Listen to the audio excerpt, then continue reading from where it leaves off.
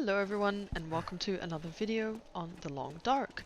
Today we're gonna be looking at the new part 2 of the expansion Tales from the Far Territory. So this literally just came out like last night for me, or yesterday afternoon, and what I was doing basically is trying to travel all the way back to Forsaken Airfield because I was in my current game all the way in Coastal Highway, so I've been traveling back here because I wanted to check out some of the new things related to the part 2. In part 2 there's a few new things added, and this will differ slightly depending on whether you have the paid expansion or if you just depending on the free updates. But one of the main things is that there's going to be now a tale called Signal Void, which adds a bit of a new element to the gameplay. With this comes a few new items, so for example the handheld shortwave radio, there's 3 new clothing items, and for the free updates there will also be fire hardened arrows, the bunkers are going to be enhanced, and improved beachcombing, which is something I admit I've actually never really looked into in the game myself, and as well acorns and oak trees. Once you find the shortwave radio, which I believe is going to be found here in the control tower, as you can see me in a few minutes in the clip, I find it. I'm pretty sure that's probably the normal location you'll find it. I'm not sure if there's different locations, but as far as I'm aware, it probably will always be found up in that control tower on the airfield. And with this, there comes a kind of storyline with it, and there's a various transmitters that you have to repair. There's a few new items that you will need to repair these, which include wires and fuses, and as well you'll also need scrap metal and a car battery. Now you can see in the clip soon that once I've found the radio transmitter or the shortwave radio, you get a piece of paper which tells you a bit about the story. See here you can see I'm finding a fuse. That's one of the items. Anyway, so basically what happens is, I guess for the first one they've made it quite easy for you. So once you find the radio, you basically have all the items you need outside this control tower, and the first transmitter is basically right outside here, which you'll see in the clip. So here I am at the top of the control tower, and of course, yes, I come across the handheld radio. This comes with a memo that talks a bit about the signals and where the transmitters are. Feel free to have a read.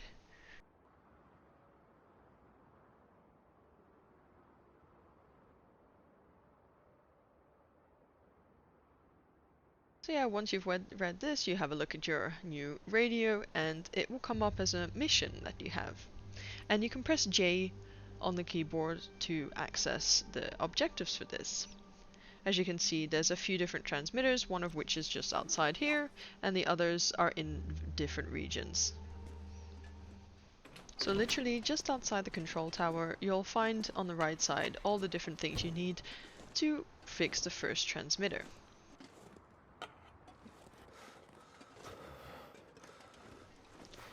Another fuse and some more wires, and of course luckily there's a car battery already for you. The first one, because you know those things weigh like 15 kilograms and are pretty annoying to carry around with you.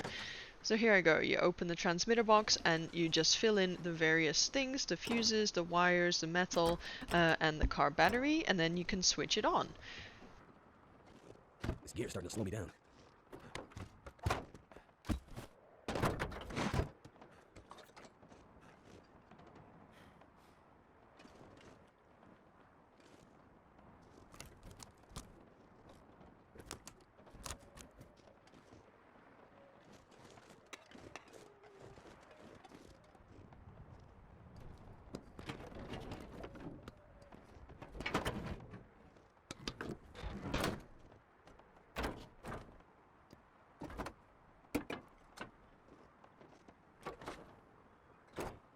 So once everything is in there and replaced, you can switch it on.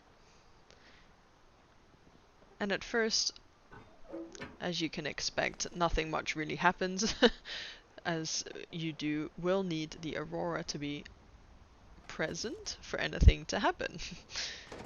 As you can see, you can switch tracking modes, so one of them is for the supply caches, and the other one I think is for like kind of special story based findings. Let's put it that way. Let's say I don't really know much yet because so far I've only found a supply drop cache. So fast forwarding a little bit further, I realized that an Aurora is coming. I'm just trying to get ready for the night, but then I realized there's an Aurora coming, which I at this point really wish I had slept because my energy levels are very low, as you can see. But yeah, we're gonna go have a look anyway. You may have noticed quickly the cup of Acorn coffee in my inventory, which I will explain a bit later in this video.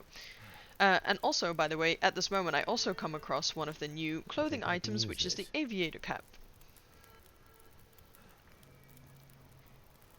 Cool, innit? So you can access your shortwave radio from your radial menu.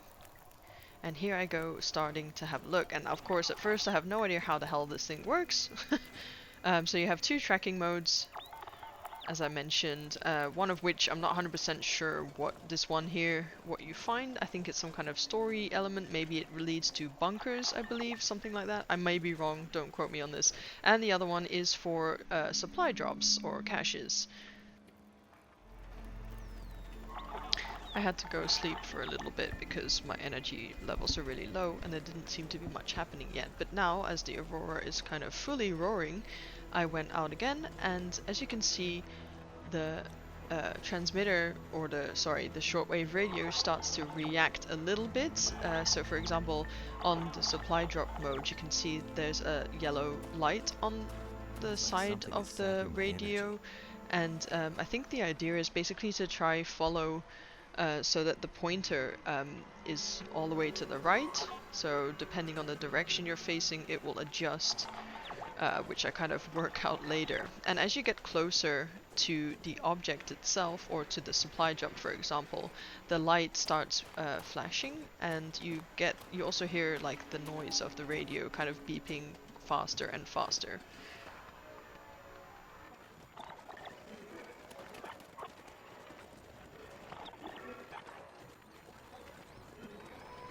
I will just speed it up a little bit here, just till we get to a more interesting point, as I'm just looking around of where to go.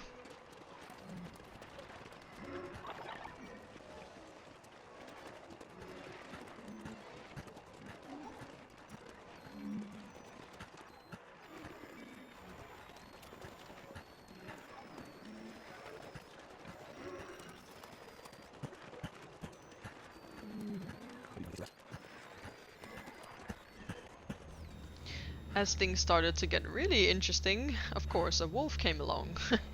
So I just had to deal with that quickly. And I had a pretty lucky shot.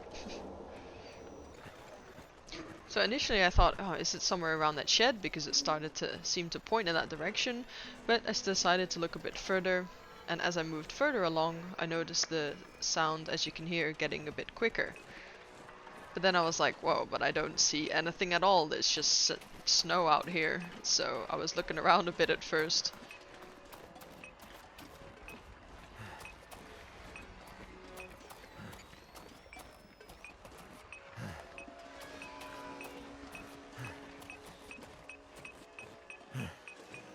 As you can see, every time I turn in a certain direction back, it totally went down again, the pointer.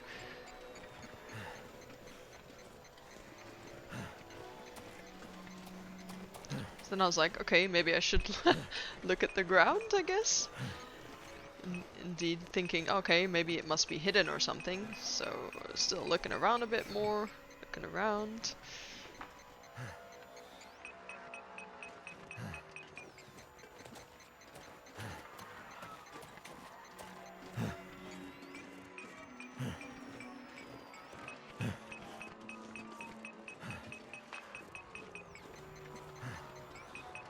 Oh, I don't know why I looked at the sky, but there it is. So these supply drops are probably most likely under the ground. I don't know if it's always like this, but yeah, of course this is my first one. I was slightly disappointed with the contents. I mean, just a bunch of flares, a torch and a flare shell. I mean, yeah. it's my first supply drop. So apart from the first supply drop with the new shortwave radio, I just wanted to talk quickly about the acorns and the oak trees. So the first oak tree that I came across was actually on Broken Railroad region, and this was, like, as I said, on my way from all the way from Coastal Highway to Forsaken Airfield. And here as well, on this section, which is the region just before you go to Forsaken Airfield, this has quite a lot of oak trees in it. And so basically to find the acorns, you just have to go near the bottom of the tree, and there's these funny patches, as you can see here. And there's normally 2 or 3 patches around the bottom of the tree, and you can get acorns from that. Once you have some acorns in your inventory, there's a few things you can do with them. First of all, for either thing, you have to make sure you first prepare your acorns, just like similar that you would do with your rose hips or reishi mushrooms, etc., as you can see here. Then you have to cook them in water on your stove. Again, this is for both purposes. So first of all, you can cook them on your stove in some water, and you can just eat them as a light snack. They give about, I think, 100 calories for a handful of them, let's say. Or you can ground them into acorn grounds, and you need 4 portions of acorn ground to make a cup of coffee with that. However, important to note that you do need a heavy hammer to be able to grind your acorns or prepared acorns. So you can only really make the acorn tea if you also have a hammer on you. I happen to have one because there was one right here at the airfield, but otherwise it's not a tool I carry on me because it's quite heavy. So just keep that in mind. As you can see here, so you have to prepare the portions, and then once you've got 4, you can also, I guess, prepare a large portion, but I think you probably need to gather more acorns in the first place to do so. So you have to prepare 4 portions in water, and of course, don't forget this also uses up some of your water, so make sure you have enough. And then once you've ground them, you then cook them again on the stove or on your fire, and then you get an acorn cup of coffee. This has the same effect as a normal cup of coffee. It gives you a bonus for your fatigue. It is quite a long, drawn-out way to make a cup of coffee, but of course, I guess if you're out of normal coffee grounds, then it's the next best alternative. Thanks for watching this video, and I hope to share more once I've discovered a bit more about this part 2 of Tales from the Far Territory. Bye!